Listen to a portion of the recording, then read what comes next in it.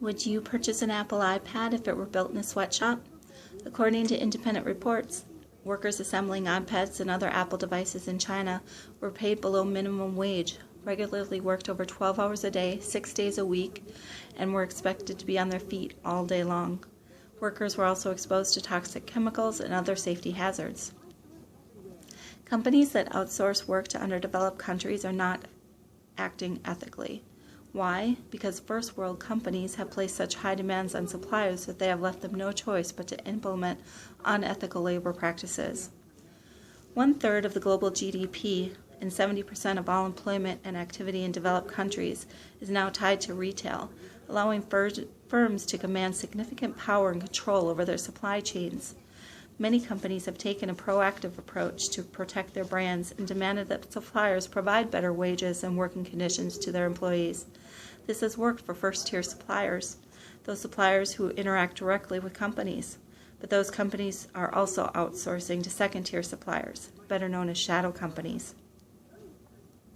Shadow companies fall under the radar of regulators and auditors. These are the places where horrid working conditions that keep our product prices low are at the expense of women and children. Things like forced labor, slavery, and other forms of labor exploitation are real. They are the current management practices of shadow companies that are helping to meet the demand for lower prices, quick turnaround times, short contracts, unstable demand, and a quickening speed to market. With 1/3 of the world's GDP tied to retail, it's no wonder that companies have such control over their supply chains and can demand suppliers to meet their prices, practices, and quality, no matter the human cost. No company supports unfair labor practices. You'll never hear a company support slave labor, child labor, or unsafe working conditions.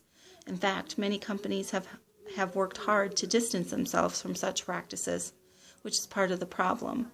Many companies have a "it's your problem" attitude toward suppliers, demanding that they meet the needs of the company, not caring how it's done. So suppliers are finding ways to hide their labor practices. The China Labor Watch obtained documents from Walmart's packaging supplier on how to hide or adjust safety and environmental records, how workers should lie to auditors about wages, benefits, and working hours, and how to conceal those shadow factories.